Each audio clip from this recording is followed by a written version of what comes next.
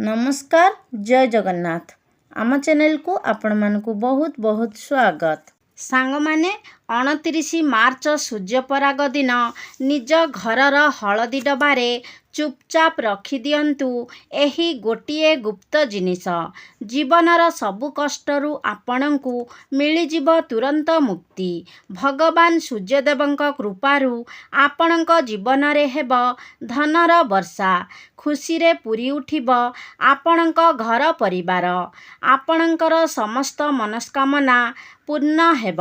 सांग माने एही मार्च 29 तारिख दिन लागिबाकु जाउछि वर्षर प्रथम सूर्यपराग एवं एही दिन चैत्र अमावास्या मध्य पड़ुअछि एवं दीर्घ 2.5 वर्ष परे शनिदेव एही दिन निजर राशि परिवर्तन करिबाकु जाउछन्ति।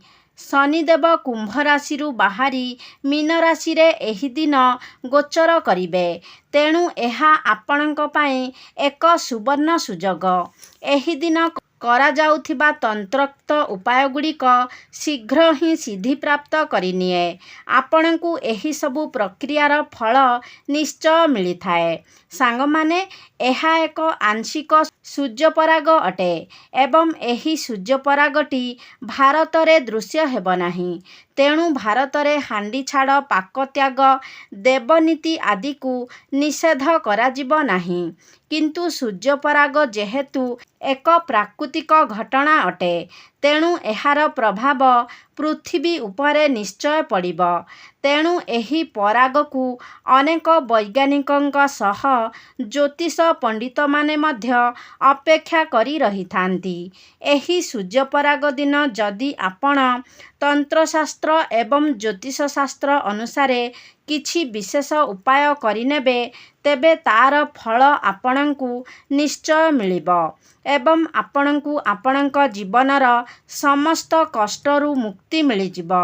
एही सूर्यपराग समय रे दैवी शक्ति मानकर प्रभाव खूब कम हो जाए एवं तांत्रिक शक्तिर प्रभाव बढ़ी जाए। सांग माने निज जीवन रे सकारात्मक एवं चमत्कारी परिवर्तन अनुभव करिबा पाई आपण एही मार्च 29 तारिख दिन निज घरर हलदी डबारे एही गुप्त जिनिस को रखिबाकू भूलंतु नाही।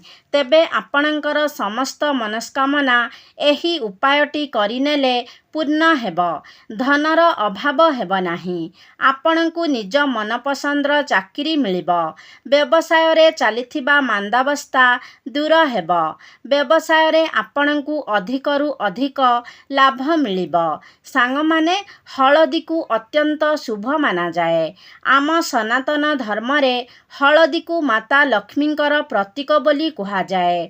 भगवान विष्णु, माता लक्ष्मी एवं गणेश भगवान को पूजा रे जदि हलदीर प्रयोग करा जाए तेबे से पूजा तुरंत सिद्धि प्राप्त करिनिए। तंत्र क्रिया रे मध्य हलदी को विशेष महत्व दिया जाए।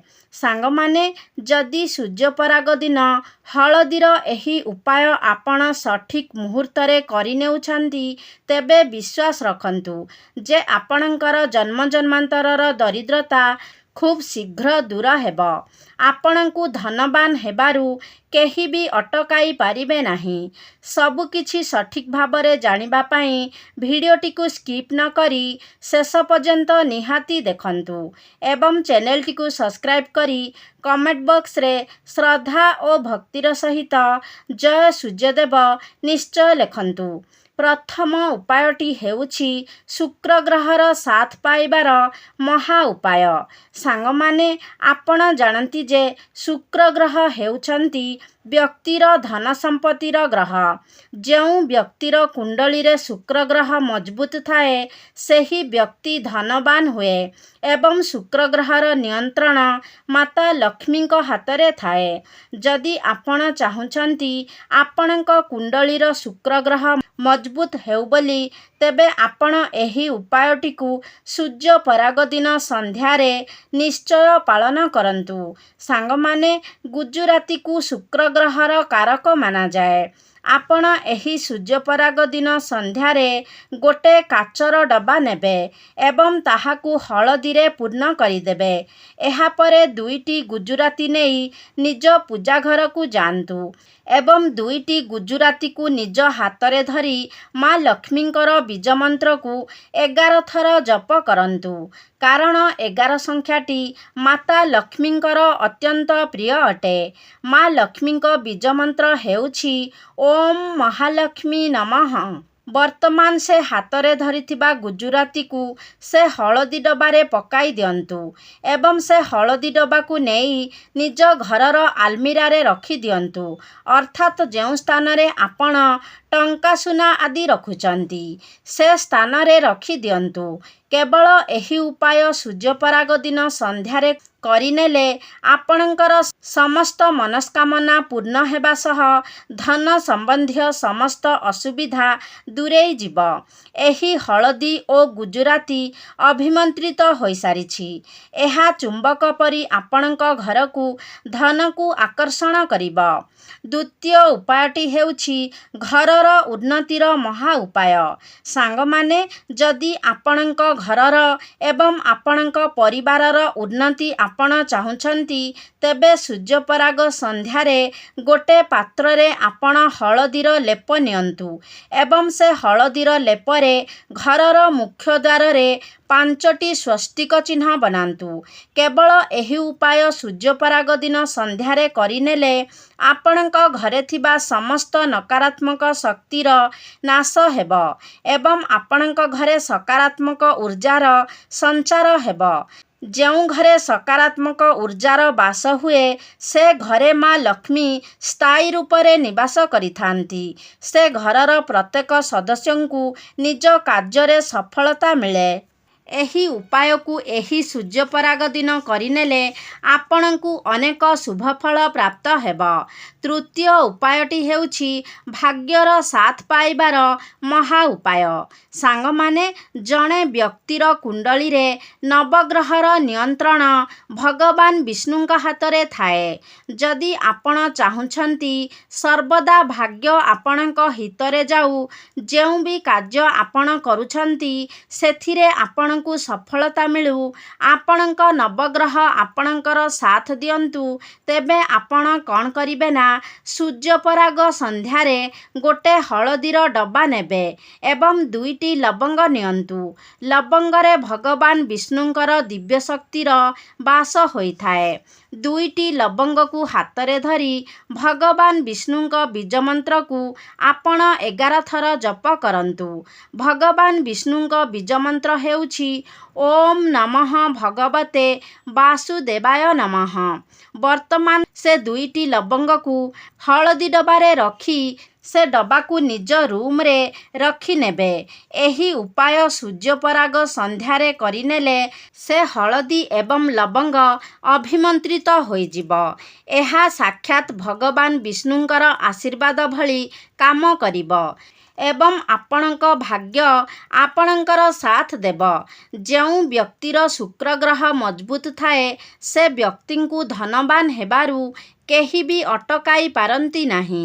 ଶୁକ୍ର ଗ୍ରହର ନିୟନ୍ତ୍ରଣ ମାତା ଲକ୍ଷ୍ମୀଙ୍କ ହାତରେ ଥାଏ।